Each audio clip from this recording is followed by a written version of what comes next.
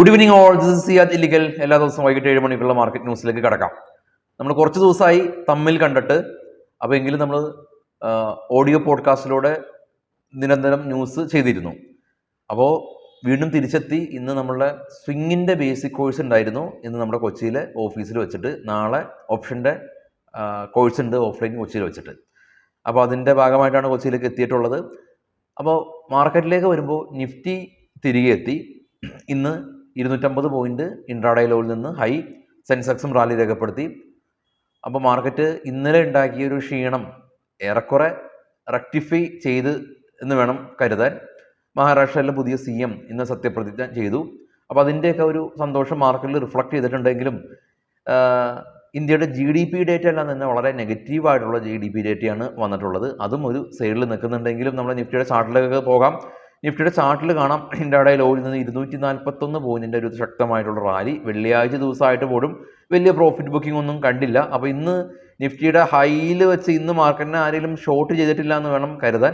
പക്ഷേ ഷോർട്ട് ചെയ്താലും മാർക്കറ്റ് ആ ഒരു ഹൈ ക്രിയേറ്റ് ചെയ്തതിനു ശേഷം കൺസോൾട്ടേറ്റ് ചെയ്ത് പോയത് കൊണ്ട് മാർക്കറ്റ് ഈവൻ ഷോർട്ട് ചെയ്ത ആളുകളെ പോലും പരുക്കുകളൊന്നും മാർക്കറ്റ് ഏൽപ്പിച്ചില്ല. എയർടെൽ, സിപ്ല, സൺഫാർമ, MNM, ആദാനി പോർട്ട് തുടങ്ങിയ കമ്പനീസ് നേട്ടമുണ്ടാക്കിയപ്പോൾ power grid, Shriram finance, Hero Moto Corp, Apollo hospital, Nestle തുടങ്ങിയ കമ്പനീസ് സ്ലൈറ്റ്ലി പ്രോഫിറ്റ് ബുക്കിംഗ് കണ്ടിട്ടുണ്ട്. ഇന്ന് പ്രധാന അപ്ഡേറ്റ് ഉള്ളത് യെസ് ബാങ്ക് FNO സെഗ്മെന്റിലേക്ക് അവർ 4 വർഷത്തിന് ശേഷം FNO സെഗ്മെന്റിലേക്ക് കടന്നു വന്നു എന്നുള്ളതാണ്.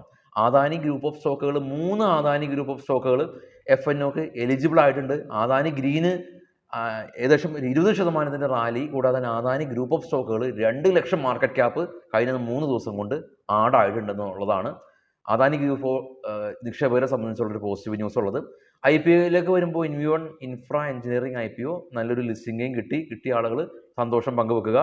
സീ എൻ്റർടൈൻമെൻറ്റ് സ്റ്റോക്ക് ഇവരുടെ ഡയറക്ടർ പുനീത് ഗോയൽ വീണ്ടും റീഅപ്പോയിൻ്റ് ആയി എന്നുള്ള ന്യൂസ് ഈ സ്റ്റോക്കിന്, സീ എൻ്റർടൈൻമെൻറ്റ് സ്റ്റോക്കിന് പോസിറ്റീവായിട്ടുള്ളൊരു ഒരു കാര്യമായിട്ട് വന്ന് സിപ്ല, സൺഫാർമ തുടങ്ങിയ സ്റ്റോക്കുകളെല്ലാം തന്നെ ഇന്ന് ഫാർമ സ്റ്റോക്കുകളെല്ലാം തന്നെ ഇന്ന് ഗെയിൻ ചെയ്തിട്ടുണ്ട്.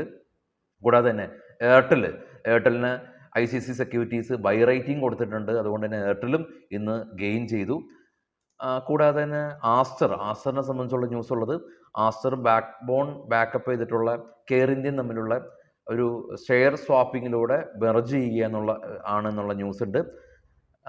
ഇനിയിപ്പോൾ Jubilant Food Work, Easy Trip Planners എല്ലാം തന്നെ എക്സ് ബോണസ് ഡേറ്റ് ആയിരുന്നു. അതുകൊണ്ട് തന്നെ സ്റ്റോക്ക് ഇന്ന് 12% റാലി രേഖപ്പെടുത്തി. റിലയൻസ് ഇൻഡസ്ട്രീസും ബ്രോക്കറിംഗ് സ്ഥാപനങ്ങൾ അപ്ഗ്രേഡ് ചെയ്തു. റിലയൻസും റാലി രേഖപ്പെടുത്തി. ഗെയിലും K-ലൈൻ പ്രൊജക്റ്റുകളെല്ലാം തന്നെ കിട്ടുന്നുണ്ട്. അങ്ങനെ ഒരുപാട് ന്യൂസുകളുണ്ട്.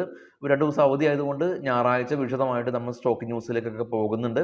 അപ്പോൾ ഇന്ന് സ്റ്റോക്കുകളുടെ ന്യൂസുകളെല്ലാം തന്നെ നമ്മൾ ഓർത്ത് വെക്കാനുള്ള സാധ്യതകളില്ല. നേരെ നമുക്ക് ഗ്ലോബൽ മാർക്കറ്റ് നോക്കുകയാണെങ്കിൽ ബിറ്റ്കോയിൻ 97,000 വീണ്ടും തിരികെ എത്തി. ബ്രന്റ് ഓയിൽ 72, തൊട്ട് താഴെ ഗോൾഡ് $23. സിൽവറും തിരികെ എത്തിയിട്ടുണ്ട്. സിൽവർ നമ്മൾ ആഡ് ചെയ്യുന്നുണ്ട്.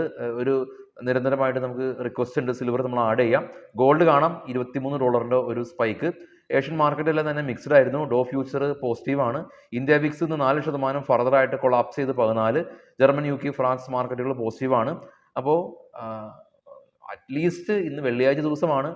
FISന്റെ കൃത്യമായിട്ടുള്ള ഡേറ്റ കമൻറ്റുകളിൽ കൃത്യമായിട്ട് തന്നെ വരുന്നുണ്ട്. വളരെ നല്ല കാര്യമാണ്.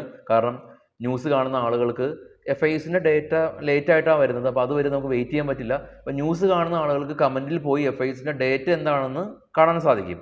അത് FISന്റെ ആക്ടിവിറ്റീസ് എല്ലാം തന്നെ അപ്ഡേറ്റ് ചെയ്യുന്ന എല്ലാ ട്രേഡേഴ്സിനും ഇൻവെസ്റ്റേഴ്സിനും നന്ദി. മറ്റുള്ള ആളുകളെ നിങ്ങൾ ഹെൽപ്പ് ചെയ്യുകയാണ് ചെയ്യുന്നത്. ഒരു സ്റ്റോക്കിൻ്റെ ന്യൂസൊക്കെ ആയിട്ട് വിശദമായിട്ട് ഞായറാഴ്ച എത്താം. അപ്പോൾ നമ്മൾ ഡിസംബർ സീരീസിലേക്ക് കടന്നു വരികയാണ്. ഡിസംബർ സീരീസ് എങ്ങനെയായിരിക്കുമെന്ന് ഒരു എത്തും പിടിയില്ല. കാരണം വീക്കിലി എക്സ്പയറീസ് ഇല്ലാതെ എങ്ങനെ ട്രേഡ് പ്ലാൻ ചെയ്യുമെന്ന് വ്യക്തിപരമായിട്ട് ഞാനും ഒരു പുതിയ ഒരു രീതിയിലാണ്. കാരണം എല്ലാ ദിവസവും എക്സ്പയറി ട്രേഡിൽ നിരന്തരം അഗ്രസീവായിട്ട് ഇൻവോൾവ് ചെയ്യുന്ന ആളായിരുന്നു. ഇനിയിപ്പോൾ വീക്കിലി നിഫ്റ്റി എന്നുള്ള രീതിയിലാണ് മാറുന്നത്. പക്ഷേ ഒരു ഗുഡ് ന്യൂസ് ഉണ്ട്. സെൻസെക്സ് വെള്ളിയാഴ്ച എന്നുള്ളത് മാറി കിട്ടിയിട്ടുണ്ട്, ചൊവ്വാഴ്ചയിലേക്ക് മാറിയിട്ടുണ്ട്. അപ്പോൾ നമുക്ക് ഇൻ ബിറ്റ്വീൻ ഒരു ജംഗ്ഷൻ കിട്ടി. സെൻസെക്സ് ചൊവ്വാഴ്ച, പിന്നെ നിഫ്റ്റി, പിന്നെ വീക്കെൻഡ് നമുക്ക് ഹോൾഡ് ചെയ്യണോ വേണ്ടിയോ എന്നുള്ളത് തീരുമാനിക്കാം. എങ്കിലും പഴയതുപോലെയുള്ള ഒരു ആക്ടിവിറ്റി കുറയും. അത് തന്നെയായിരിക്കാം വേണ്ടത്. ആക്ടിവിറ്റി ആളുകളെ കുറയ്ക്കുക. നിഫ്റ്റിയുടെ ലോട്ട് സൈസ് മാറുമ്പോൾ 75 ലോട്ട് സൈസ് ഉള്ളത്. ബയേഴ്സിനൊക്കെ അതൊരു വലിയ പ്രശ്നമാവും. അതുമാത്രമല്ല, ഒരു വലിയൊരു ചേഞ്ച് നിങ്ങൾ നോട്ടീസ് ചെയ്തിട്ടുണ്ടാവും.